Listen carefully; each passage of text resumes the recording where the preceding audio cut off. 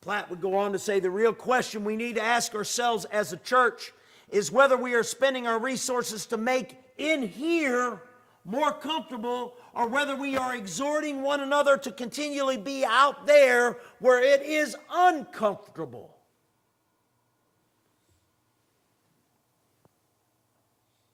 One last thing. Paul says that I may know him, the power of his resurrection, and the fellowship of his sufferings, being conformed to his death.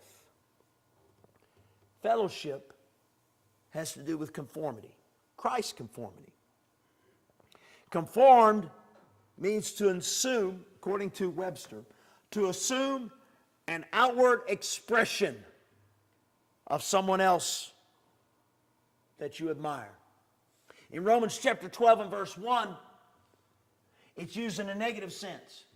Be not conformed to this world, but be ye transformed by the renewing of your minds.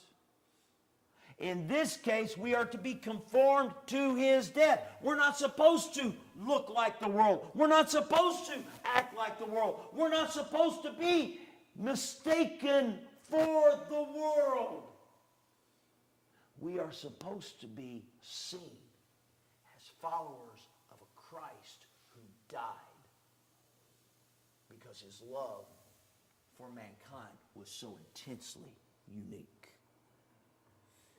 Luke chapter 10, verses 25 through 37 is the story of the Good Samaritan. You know how that goes. It was right after Jesus was asked, what's the greatest commandment? He said, you shall love the Lord your God with all your heart, with all your soul, with all your mind, with all your strength. And the second is like unto it, love your neighbor as yourself. And he would go on to share Luke chapter 10, verses 25 through 37. And you know what happens there. The priest goes and he sees the fellow that's been mugged and stripped and left for dead.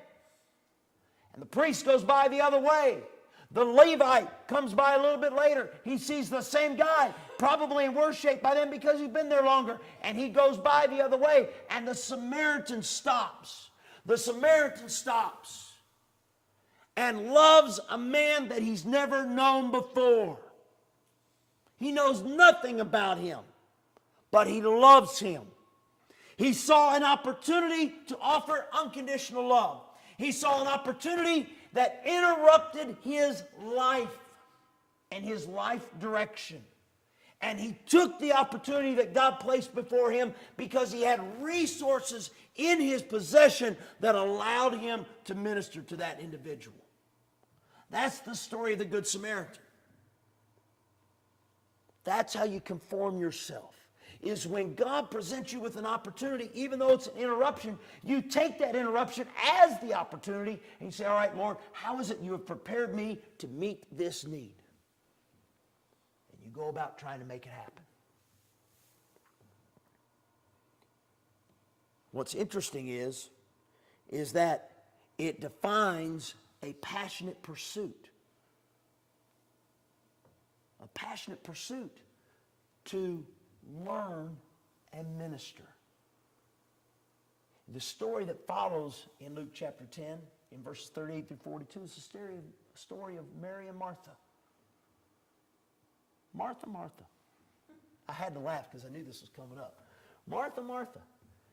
I said last night, that the ladies asked me, said, what is your role tonight? And I said, well, Martha, Martha is cumbered about with many things, and I am here to help her. Okay? That was my role last night.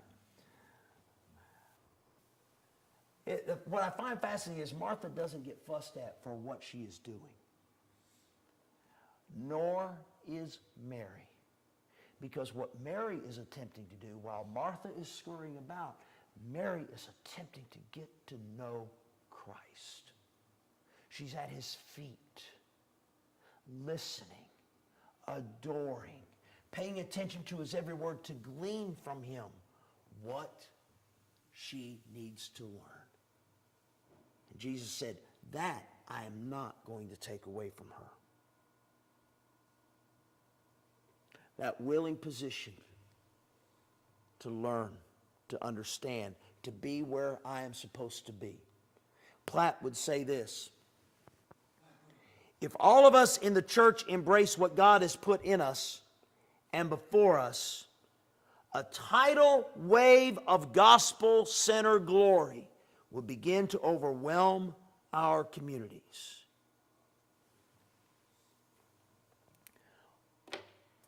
Why is it we struggle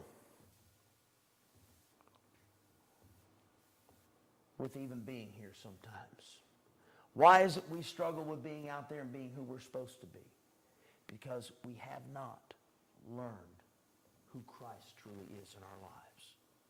We say we get it, but we don't get it. I don't get it. If I truly knew Christ as much as I need to know Christ, I could tap into power a lot greater than I am right now. Now, it's not to say that I could go up and part the Capitol building and liberate us from all of our woes, okay? That would be nice. But it is to say that we are coming so short of our potential in our lives, in our homes, in our relationships, in our workplace, in our community, because we don't know Christ the way we need to know Christ. I'm not questioning your salvation. I'm questioning your relationship's growth.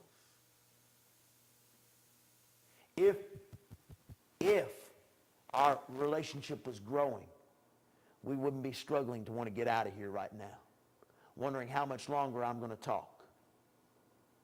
If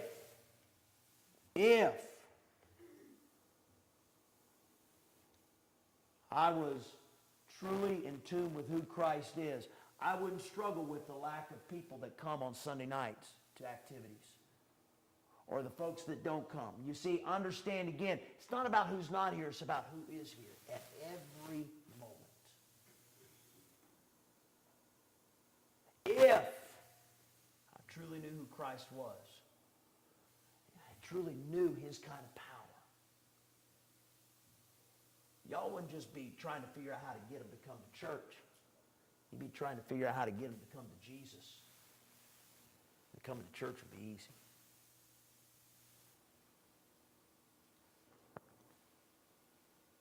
I, again, can't make you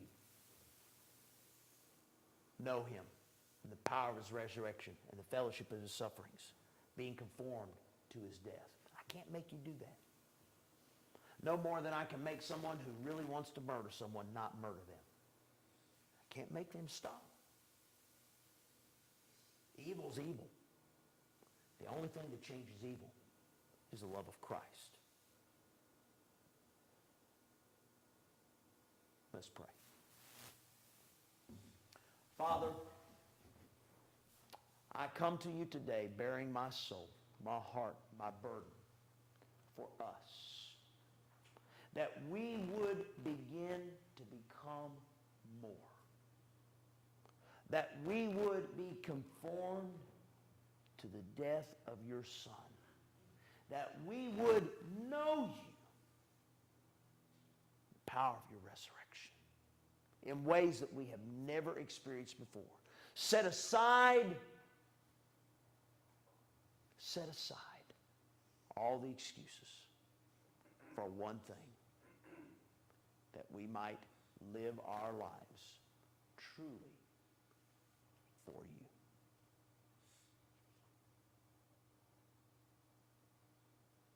With heads bowed and eyes closed,